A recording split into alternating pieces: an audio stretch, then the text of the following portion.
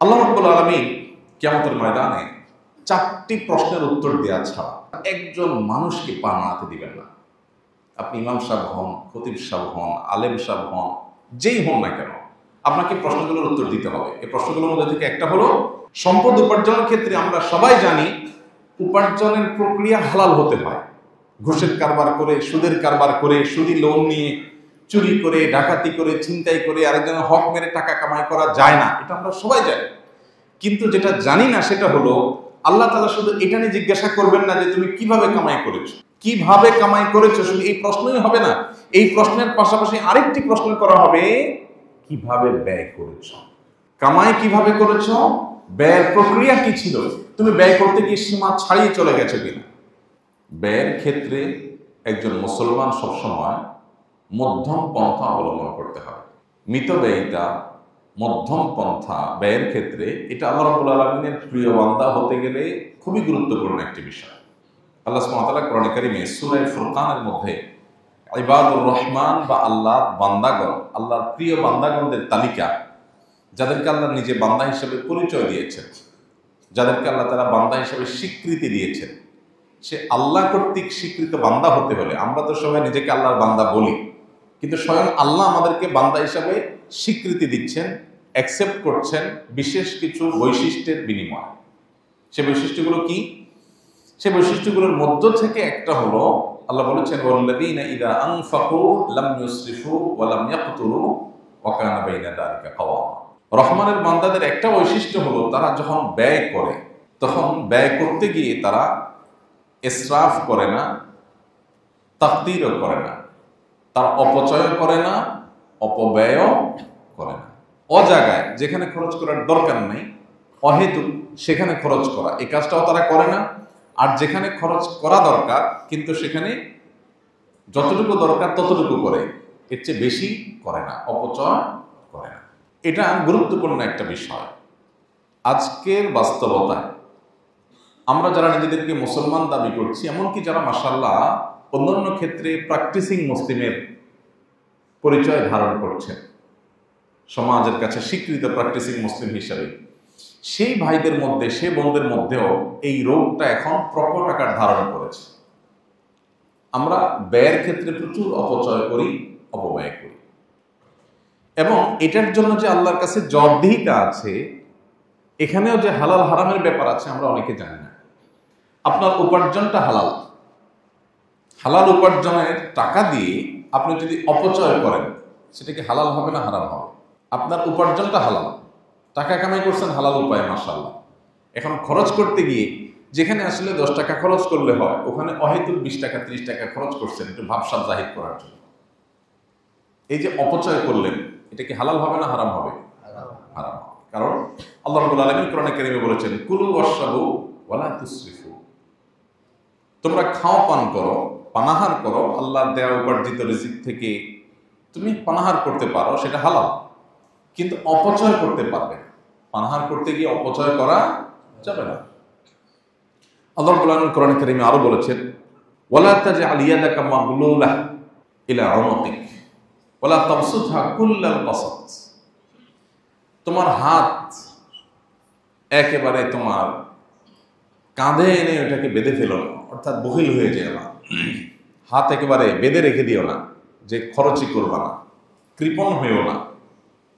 ওয়ালা তাবসুতহা কুল্লাল বাসাত, আর খরচ করতে গিয়ে আবার একেবারে সব ছেড়ে ছেড়ে দিলা, কোনো বাইন্ডিংস নাই, তোমার বিবেকে কোনো বাঁধ নাই যে কোথায় আমি খরচ করব, কতটুকু করব, কোথায় গিয়ে আমি থামবো খরচ করতে গিয়ে, এই হিসেব নিকাশ তোমার নাই, এরকমও যেন হইও না। সূরা ফুরকানের আয়াতে আল্লাহ সুবহানাহু ওয়া তাআলা বলেছেন শেষে, ওয়া কানা বাইনা যালিকা কাওয়ামা, অপচয় অপব্যয় এই দুইটার মধ্যবর্তী, দুইটাকেই পরিহার করে যতটুকু দরকার হয় ততটুকু খরচ করে রহমানের বান্দারা। আমাদের জীবনে আমরা যদি তাকাই, তো আমরা দেখব যে আমরা দৈনন্দিন জীবনে বিভিন্ন সময় অপচয় অপব্যয় করি। বিশেষ করে আধুনিক পৃথিবীতে লাইফস্টাইলটা এমন করা হয়েছে যে মানুষ অনেক ক্ষেত্রে অপচয় করাটাকে মনে করা হয় মানুষের বদান্যতা, বড় মনের পরিচয়। অপচয় যে করে না তাকে সমাজ, সমাজের মানুষ, এমনকি পরিবারের সদস্যরা পর্যন্ত কৃপণ মনে করে। কারণ আপনার মেহমানদারিতে 2 পদ 4 পদ হয়, আপনি 16 পদ 17 পদ করলেন। মেহমানদারিতে কিছুটা তাকাল্লুফ, কিছুটা কৃত্রিমতা, কিছুটা আপনার মেহমানের খাতিরে একটু বেশি করা, এটা অনুমোদিত, কিন্তু তার একটা সীমা আছে। আপনি বাসায় 2 তরকারি দিয়ে খান, মেহমান এসেছে 4 তরকারি করেছেন, 5টা তরকারি করেছেন, 1টা 2টা ভর্তা করেছেন, এতটুকু পর্যন্ত মেহমান নিতে পারবে, মেহমানের এটা লোড করার ক্ষমতা আছে। কিন্তু আপনার আইটেম যদি হয় 19-20টা, কি বলেন, মেহমান খেতে পারবে? এটা কি যৌক্তিক? 19-20 পদ 25 পদ খানা কি আসলে একজন মেহমান খাইতে পারে? খাইতে পারে। কিন্তু আপনি করেন, আমরা করি। ওই লোকও করে যেই লোক অভিযোগ করে যে ব্যবসার অবস্থা ভালো না, চাকরি নাই, হাতের অবস্থা ভালো না, টাকা পয়সা নাই। ওই নাইটা অবশ্য করে হলো যখন ভাই বোনকে দেওয়ার ব্যাপার আছে, যখন দান করার ব্যাপার আসে, যখন কেউ লোন চায়, তখন নাই করে। আবার যখন মেহমান আসে, মেহমানের সামনে নিজের অবস্থান প্রকাশ করার একটা ব্যাপার স্যাপার আসে, তখন কিন্তু আরে নাই, তখন হলো খাই। তখন হলো কি? খাই। ভাইরা আমার, সাহাবা ইকরামের একটা বৈশিষ্ট্য ছিল, কানু আকাল্লুহুম তাকাল্লুফান, তাদের মধ্যে কৃত্রিমতা সবচেয়ে কম ছিল, সরলতা ছিল, 2 নম্বরই ছিল। আর আমাদের মধ্যে 2 নম্বরই। কিভাবে 2 নম্বরই? আপনি 18, 19 পদ 20 পদ করলেন, এই যে 20 পদ করলেন, আপনি নিজেও জানেন একজন মানুষ 20 আইটেম দিয়ে আসলে খেতে পারবে না, পেটের সাইজ এত বড় না। তাহলে কেন করছেন? এটা একটা ভাবসাবের ব্যাপার যে আপনার বাসায় 20 পদের আইটেম করছে, 20 পদের খাবার জোগাড় করেছেন, মানে আপনি অনেক মেহমান নওয়াজ মানুষ, আপনার বিশাল কলিজা, এটা আপনি প্রমাণ করছেন। এই 20 আইটেম করার পর আমাদের দেশে দেখা যায় মেহমানকে শোনায় যে আসলে আজকে একটু বাজারে যেতে চাইছিলাম, ঝামেলায় পড়ে গেছি, যেতে পারি নাই, হাঁসটা বাকি ছিল, একটু আনবো, আনা হয় নাই, আপনি কিছু মনে করেন না।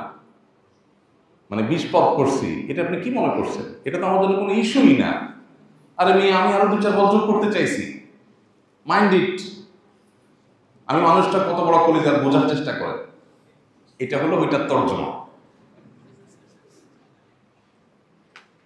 কথা বুঝে আসছে? শুটকি ভর্তাটা আপনার ভাবি করতে চাইছিল, ভুলে গেছে, বেচারি করতে পারে নাই। আরেকটা ভর্তা বাদ গেছে বুয়ার কারণে, বুয়া বলছিল, খেয়াল করে নেই। মানে আপনি যে 20 পদ দেখছেন, এটা তো কোনো ইস্যুই না। আপনি কি মনে করেন আমাকে? আমার ওয়াইফ আরো 5 পদ করতো, যা সুযোগের অভাবে করতে পারে নাই। মানে আপনি বোঝার চেষ্টা করেন যে আমরা কত বড় কলিজার মানুষ। এটা হলো মেহমানের সামনের অ্যাপ্রোচ। মেহমান চলে যাওয়ার পরে এবার জানাবো দুজনই, 2 দিন পর পরে মেহমান, আর পারা যায় না, কত পারা যায়, নিঃশ্বাস ফেলতে পারি না।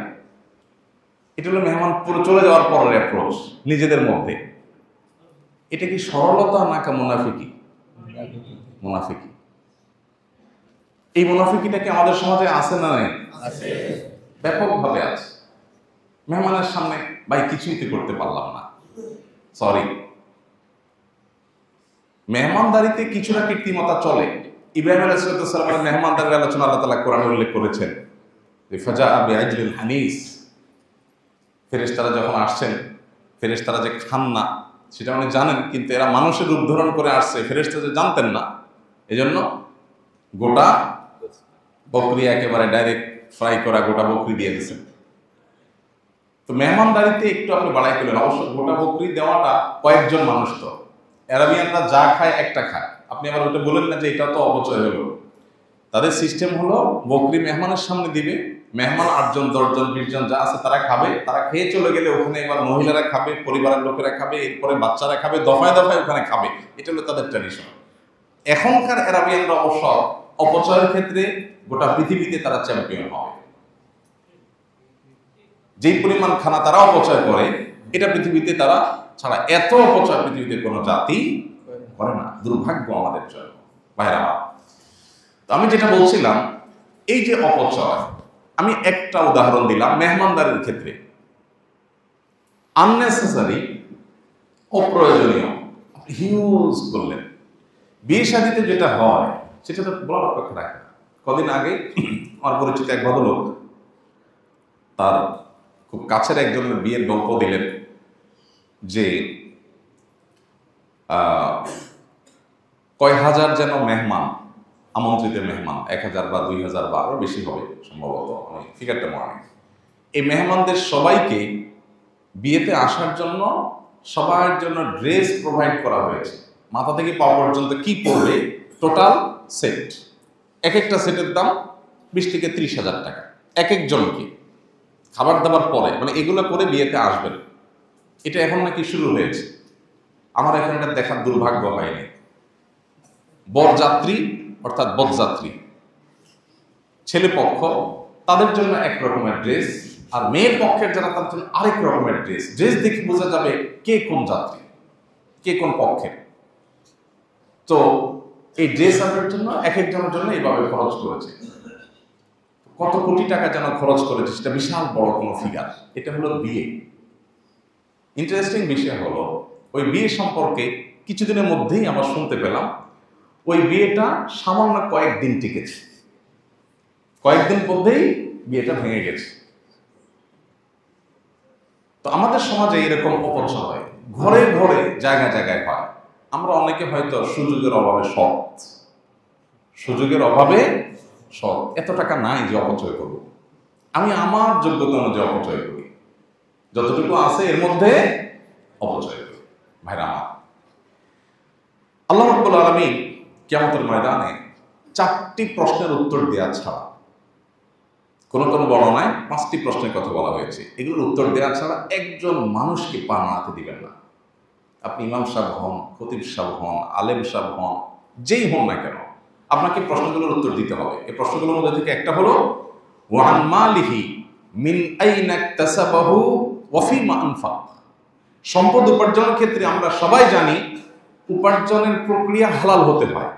ঘুষের কারবার করে, সুদের কারবার করে, সুদি লোন নিয়ে, চুরি করে, ডাকাতি করে, ছিনতাই করে আরেকজনের হক মেরে টাকা কামাই করা যায় না, এটা আমরা সবাই জানি। কিন্তু যেটা জানি না সেটা হলো আল্লাহ তাআলা শুধু এটা নিয়ে জিজ্ঞাসা করবেন না যে তুমি কিভাবে কামাই করেছো, কিভাবে কামাই করেছো, শুধু এই প্রশ্নই হবে না। এই প্রশ্নের পাশাপাশি আরেকটি প্রশ্ন করা হবে, কিভাবে ব্যয় করেছো। কামাই কিভাবে করেছো, ব্যয়ের প্রক্রিয়া কি ছিল, তুমি ব্যয় করতে গিয়ে সীমা ছাড়িয়ে চলে গেছো কিনা।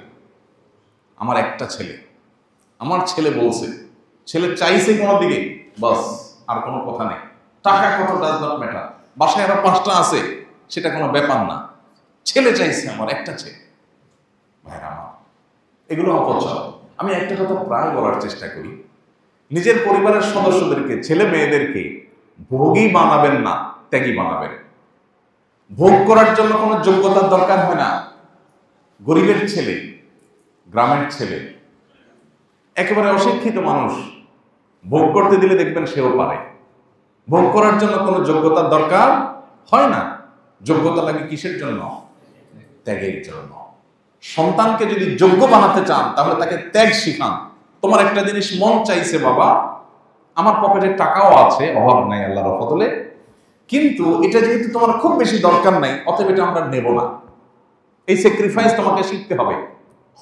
এখন এই স্যাক্রিফাইস বাবা মারা শেখান না। বাবা মাদের এখন হাহুতাশ হলো, আমার ছেলেটার চাহিদা পূরণ করতে পারিনি।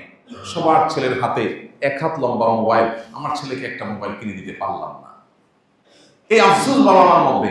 বাবা মার মধ্যে এই চেতনা নেই যে আমার সন্তানকে নিয়ে বসে চিন্তা করব, আলাপ করব, বাবা এই মোবাইলটা কি খুব বেশি ইম্পর্টেন্ট, এই মোবাইল ছাড়া কি চলা যায় না, এই মোবাইল ছাড়া কি তুমি তোমার জায়গায় পৌঁছতে পারবা না।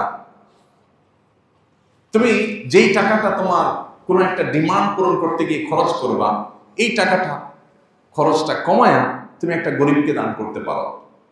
তাকে অপশন আমরা দেই না, আমরা চিন্তা করি আমার ছেলে চাইছে, একটা ছেলে একটা মেয়ে, কারণ একটা বেশিতে এখন আর নাই, বেশিরভাগই একটার মধ্যে সীমাবদ্ধ, কারণ আমরা অনেক স্মার্ট। তো ছেলে মেয়েদের চাহিদা পূরণ করতে গিয়ে, পরিবারের সদস্যদের চাহিদা পূরণ করতে গিয়ে, নিজেদের যে দুনিয়াবি ডিমান্ড আছে এটাকে পূরণ করতে গিয়ে আমরা পাগল করা হয়ে যায়। আমাদের কোনো হুঁশ থাকে না, কত খরচ করছে, কত ব্যয় হচ্ছে, আমাদের কাছে কোনো গুরুত্বপূর্ণ বিষয় হয় না। আল্লাহ তাআলা আমাদেরকে হেদায়েত দান করুন। গোটা পৃথিবীতে যদি আপনি তাকান, দেখতে পাবেন গোটা দুনিয়া এখন ভোগবাদের জয় জয়কার চলছে। চতুর্দিকে শুধু ভোগ আর ভোগ ছাড়া কিচ্ছু দেখবেন না। ইসলাম মানুষকে কন্ট্রোল করতে বলে, কন্ট্রোলিং শেখাইতে আসছে ইসলাম, যে আপনি জায়গায় জায়গায় কন্ট্রোল করবেন, কন্ট্রোল করা শিখাবেন পরিবারের সদস্যদেরকে, নিয়ন্ত্রণ শিখাবেন। আমি যেখানে সেখানে পা দেব না, যেখানে সেখানে হাত দেব না, যেটা সেটা কিনবো না, যেটা সেটা করব না, ভাবসাব জাহির করার জন্য, সমাজে মানুষের কাছ থেকে ওয়াও শোনার জন্য আমি যদি কোনো কিছু করি তাহলে এটা আমার নিচু চিন্তার প্রমাণ বহন করে, এটা উঁচু চিন্তার প্রমাণ বহন করে। সম্পদ হলেই ভোগ করতে হবে, ভোগবাদী হইতে হবে, অপচয়কারী হইতে হবে, টাকা পয়সা উড়াইতে হবে, এটা ছোট লোকের চিন্তা, এটা কখনো বড় লোকের চিন্তা না। তাহলে বড় লোকের চিন্তা কি? বড় লোকের চিন্তা হলো আল্লাহ আমাকে অর্ডার দিয়েছে, তারপর আমি সাদা মাটা চললাম, আমার অর্ডার দিয়ে মানুষের উপকার করলাম, মানুষের সেবা করলাম। অনেকে আছেন সামান্য একটু শখ পূরণ করতে গিয়ে লাখ টাকা উড়িয়ে দিচ্ছেন, সামান্য শখ, যে শখটা আসলে খুব বেশি গুরুত্বপূর্ণ কিছু না, সেটার জন্য তিনি লাখ টাকা উড়িয়ে দিচ্ছেন। অথচ এই লক্ষ টাকা অনেক অসহায় পরিবার যারা বৃষ্টিতে তাদের ঘরে, কুড়ের ঘরে পানি পড়ে জবজব করে, শীত নিবারণ করতে পারে না, 1 লক্ষ টাকা দিলে তারা মাথা গোজাবার জন্য একটা ছোট টিনের ঘর করতে পারে, একটা পরিবার একটা স্থায়ী সমাধান হতে পারে, বছরকে বছর সেখানে বসবাস করতে পারে পরিবার নিয়ে, বাচ্চাদেরকে নিয়ে। আমি সেটা মাত্র আমার সামান্য একটু শখ পূরণ করার জন্য খরচ করছি, 1 বিন্দু পরিমাণ বুকের মধ্যে আমার অপরাধ বোধ আমার মধ্যে জাগ্রত হচ্ছে না, আমার মধ্যে একটু বাধা আসছে না, একটু আমার সেন্স কাজ করছে না। এটা ইন্ডিকেটর। কিসের ইন্ডিকেটর? যে আমি আসলে ফাসিক আছি, আমি আখিরাতমুখী না, আমি আল্লাহমুখী না। গোটা পৃথিবীতে ভোগবাদের জয় জয়কার। ভোগবাদকে এমন ভাবে প্রতিষ্ঠা করা হয়েছে যে লাইফ যত এক্সপেন্সিভ হবে তত উন্নত দেশ। গোটা পৃথিবীতে তাকান, যেই দিকে তাকাবেন, যেই দেশে যাবেন, যেই দেশে লাইফ যত বেশি এক্সপেন্সিভ, যেখানে জীবন ধারণ করতে 1 গাদা টাকা লাগে, সে দেশ তত উন্নত। এটা হলো আমাদের কাছে উন্নত হওয়ার ডেফিনিশন। স্বামীর একার উপার্জনে চলতে পারে না, স্ত্রীকেও কামাই করতে হয়, সেটা উন্নত। এই যে উন্নতির যে ডেফিনেশনটা আমাদের ব্রেইনে সেটেল হয়ে আছে, এস্টাবলিশড হয়ে আছে, আমাদের সমাজে প্রতিষ্ঠিত হয়ে আছে, এই জায়গাটাকে আমাদের একটু ভাবতে হবে, আসলে কি এটা উন্নতি? স্বামী স্ত্রী দুজন মিলে পাবে যাচ্ছেন, দিনভর ছুটাছুটি করছেন, দুজনেই 8 ঘন্টা ডিউটি করে আসছেন, করে 1 গাদা টাকা কামাই করছেন। আর স্বামী বাহিরে উপার্জন করেছেন, স্ত্রী বেস্তরের সাইডটা খুব ভালো করে দেখভাল করেছেন, স্বামীর জন্য যে প্রস্তুত থেকেছেন, বাসাকে প্রস্তুত করে রেখেছেন, ইন্টারনাল ইস্যুগুলো ডিল করেছেন, ছেলে মেয়েদের বিষয়গুলো খুব ভালো করে দেখাশোনা করেছেন। কিন্তু উপার্জন খুব বেশি করতে পারেন নাই, যেহেতু দুজন উপার্জন করছেন না। সুখ কি প্রথম অপশনে বেশি হবে না দ্বিতীয় অপশনে বেশি হবে? কোনো সন্দেহ আছে? ভাইরা আমার, গোটা দুনিয়ার দিকে তাকান, দেখবেন যে উন্নত বিশ্বে যারা গরিব, তারা গরিব কেন? বাসায় ওয়াশিং মেশিন নেই। অবশ্য বাসায় ওয়াশিং মেশিন তাদের সবার বাসায় আছে। তাহলে গরিব কেন? গরিব এই জন্য যে তাদের যে টাকা আছে এই টাকা দিয়ে মাঝে মধ্যে ট্যুরে যাবে, এটা যেতে পারছে না, ওয়াইন কেনার টাকা নেই, এই জন্য গরিব। আর আমাদের দেশে এখন গরিবের সংখ্যা চেঞ্জ হয়ে গেছে। একজন গরিব কেন? কারণ তার একটা পছন্দের বাইক আছে, মাত্র 3-4 লাখ টাকা দাম, সেটা কিনতে পারছে না, এই জন্য সে গরিব। আরেকজনের বাসায় ওয়াশিং মেশিন নেই, সেই জন্য সে গরিব। আরেকজনের বাসায় এই ফ্যানের গরমে, এই গরমে ফ্যান চালায় থাকতে হয়, এসি নেই, সেই জন্য তিনি গরিব। অবশ্য গরিব এই সমাজের সব লোক, আমরা সবাই কি গরিব। নবী করিম সাল্লাল্লাহু আলাইহি সাল্লাম চমৎকার বলেছেন, স্বর্ণের অক্ষরে লিখবার মতো একটা হাদিস। আমি বারবার এই হাদিস আপনাদের হয়তো শুনিয়েছি। তিনি বলেছেন, লাইসাল গিনা বিকাসরাতিল আরদ, অনেক উপায় উপকরণ, অনেক জিনিসপত্র, অনেক সহায় সম্পদ থাকলে এটাকে ধনী হওয়া বলে না, এটাকে সচ্ছলতা বলে না। তাহলে সচ্ছলতা কি? নবীজি বলেছেন, ওয়ালাকিনাল গিনা গিনান নফস, সচ্ছলতা হলো যদি কেউ মনের দিক থেকে সচ্ছল হয়। মনের দিক থেকে সচ্ছল হওয়ার উপায় কি? উপায় হলো আমি যেই অবস্থায় আছি এই অবস্থায় তৃপ্তির ঢেকুর তুলে বলবো আলহামদুলিল্লাহ, আমি অনেক সুখী আছি, আমার দরকার নেই। একজন ঢাকায় ভাড়ায় থাকেন, সামান্য বেতন পান, ফ্ল্যাট কেনার কথা চিন্তা করতে পারেন না। আল্লাহর বান্দা এই অবস্থাকে যদি অ্যাপ্রিসিয়েট করেন, এই অবস্থাকে তিনি যদি স্বাগতম জানাতে পারেন, তিনি যদি এনজয় করতে পারেন যে ফ্ল্যাটের মালিক আর আমার মধ্যে পার্থক্য কি, সেও ফ্ল্যাটে থাকে আমিও ফ্ল্যাটে থাকি, সে নিজেরটা থাকে আমি ভাড়াটা থাকি, বেশ কম কি, বরং তার চাইতে আমি আরো ভালো, সে নিজেরটা বন্দি থাকে, আমি আজকে একটা থাকি কালকে একটা থাকি। আমার যখন ঢাকায় নিজের থাকার জায়গা ছিল না, তখন আমার মিসেস এই ভূমিপল্লীতে বহুদিন আমরা ছিলাম। তো ভূমিপল্লীতে আমার মনে আছে এখানে যে কয়টা বাড়িতে ভাড়া ছিলাম আমরা কোনো ইউজড ফ্ল্যাটে উঠি নাই কখন। আমার ওয়াইফের একটা দৃষ্টিভঙ্গি হলো, সে বলে যে নতুন নতুন বাসায় উঠবো, কেউ ইউজ করে নাই, আমরা যে ওটা উদ্বোধন করবো, বরকত দিয়ে আসবো, বিল্ডিং করবে বাড়িওয়ালা, কোটি কোটি টাকা খরচ হবে, তা আমি মাত্র 15,000 20,000 টাকা দিয়ে থাকবো। 2 বছর 3 বছর থাকলাম, আবার মনে চাইছে আরেক জায়গায় যাবো, চেঞ্জ করে চলে যাবো। তাহলে যার ফ্ল্যাট নাই সে নিজেকে প্রবোধ দেওয়ার, সান্ত্বনা দেওয়ার, বরং খুশি হওয়ার, মনের ভেতর থেকে সত্যিকার অর্থে শুকরিয়া জানাবার বহু অপশন তার হাতে আছে। কিন্তু সে কি করে? শয়তান তারা কি করে? ভয় দেখায়, শয়তান তাকে নিরাশ করে। সে বলে স্যাড,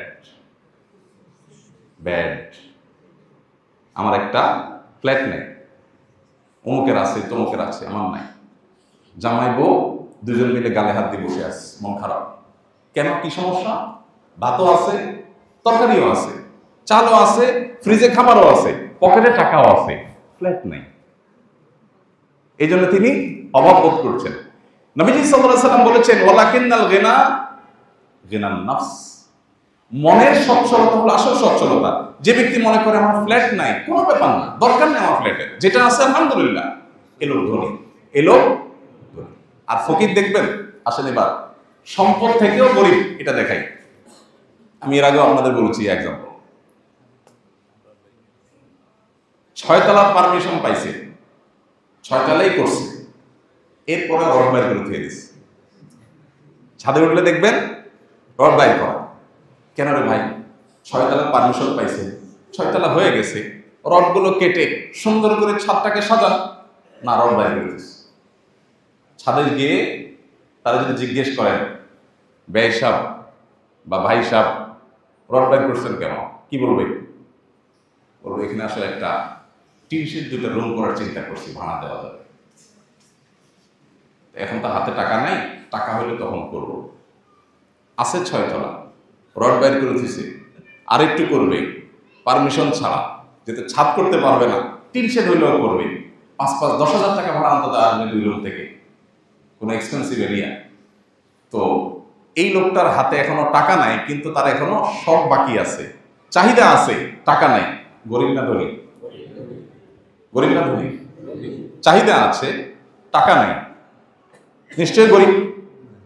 এ হলো গরিবের একটা চিত্র। আর ধনীর চিত্র দেখাইলাম, থাকে ভাড়া বাড়িতে, ফ্ল্যাট প্লট কিচ্ছুই নেই, বাড়িও নেই, কিন্তু আল্লাহ যা দিয়েছেন এটাতে সে অনেক সুখী এবং হ্যাপি। নবী সাল্লাল্লাহু আলাইহি ওয়াসাল্লামের ভাষ্য অনুযায়ী ওয়ালাকিন্নাল গিনা গিনান নফস, এই লোক হলো ধনী। কারণ তাকে যদি জিজ্ঞেস করেন, ভাই আপনার যে ফ্ল্যাট নাই, কোনো দুঃখ হয়? সে বলবে না, আলহামদুলিল্লাহ, কোনো সমস্যা নেই, আমার ফ্ল্যাট নাই মানে ঢাকা শহরের সব ফ্ল্যাট আমার, যেটা ভাড়া উঠবো ওইটাই আমার, ওই মাসের জন্য তো আমি আছি মালিক, আলহামদুলিল্লাহ। মরে গেলে যেগুলো সব সেও রেখে যাবে, আমিও রেখে যাবো, বেশ কমতো তার সাথে আমার কোনো নাই। মানুষ যখন আলহামদুলিল্লাহ বলতে চায়, তার হাজারটা অপশন আছে, আর যখন আলহামদুলিল্লাহ বলতে চায় না, তখন হাজারো কোটি টাকার মালিক হওয়ার পরও তার আফসোস এবং হাউতাশ করার অপশন আছে। নবী করিম সাল্লাল্লাহু আলাইহি ওয়াসাল্লাম মানুষকে এই জীবন দর্শনটা দিতে চেয়েছেন। আর ভোগবাদী পৃথিবী আপনাকে সারা জীবন অভাবী করে রাখবে, মরণ পর্যন্ত আপনার অভাব থাকবে। অপচয়, অপব্যয় এবং যে কোনো অর্থ করি ব্যয়ের ক্ষেত্রে যদি আমরা নবী সাল্লাল্লাহু আলাইহি সাল্লামের বাতানো পন্থাকে অবলম্বন করি, তাহলে আমরা মানসিক এবং প্রকৃত অর্থে সুখী হতে পারবো, প্রকৃত অর্থে সচ্ছল হতে পারবো। আমাদেরকে কেউ কখনো অভাবে ট্রিট করতে পারবে না। এটা মানুষের মানসিক ব্যাপার। একজন মুসলমান খাইকারি হতে পারে না, একজন মুসলমান লোভী হতে পারে না, একজন মুসলমান ভাব জাহির করবার জন্য অপচয় করতে পারে না, অজাগায় অপাত্রে খরচ করতে পারে না, একজন মুসলমান ছেলে মেয়ে যা চাইলো তাই কিনে দিলাম, এরকম কোনো বাধা এবং কোনো প্রকার নিয়ন্ত্রণহীন জীবনযাপন করতে পারে না। আমাদের ব্যক্তিগত জীবনে এই ব্যয়ের নীতিমালা মেনটেন করা খুব বেশি গুরুত্বপূর্ণ। আমি এর আগে আমার নিজের বিষয় বিভিন্ন আপনাদের সাথে শেয়ার করেছি। যখন খুব অল্প উপার্জন ছিল, তখন ওই অল্প উপার্জনে আলহামদুলিল্লাহ চলেছে। আমার মনে হয় না আমার পরিবারের সদস্যরা, আমরা মাঝে মধ্যে এখনো আলোচনা করি যে এমন সময় ছিল যখন একটা ডিম আমরা 4 টুকরা করে খেতে হয়েছে, 2 বাচ্চা 2 টুকরা, আমরা স্বামী স্ত্রী 2 টুকরা। আলহামদুলিল্লাহ আজকে টাকা নাই, একটা ডিম কিনেছি। ধার দেনা করে আমার 4টা ডিম খেতে হবে, এই টেন্ডেন্সি কখনো আলহামদুলিল্লাহ ছিল না এবং কখনো করিও নেই। আমি মনে করে সেই সময়ের কথা আমি মনে করে কয়েক বছর কাটিয়েছি। কোনো দোকানদার বলতে পারবে না যে একটু ভোগের জন্য কোনোদিন দোকান থেকে কখনো 10 টাকা বাকি দিয়েছে, নাই, খামো আলহামদুলিল্লাহ। এবং এটার জন্য কোনো দুঃখও নেই, না যে এটার জন্য কোনো দুঃখও নেই, বরং ওই যে 6 তলার পর রড বের করে রেখেছে, এদের দেখে আমার মায়া হয়, করুণা হয়, আহারে বেচারা অভাবী, আল্লাহ আমার মধ্যে অভাব রাখেননি আল্লাহ। এই জন্য ভাই, অপচয় অপব্যয় বন্ধ করবো তো আমরা ইনশাআল্লাহ। বিবাহ কেন্দ্রিক অপচয়, এটা তো ঘরে ঘরে জনে জনে, এটা না করলে তো কোনো ভাবসাবই থাকে না, এলাকার মান সম্মানই থাকে না। বেশাব মানুষ খাওয়াইতে হবে 200-300, বিশাল ডাকডোল পিটাইতে হবে।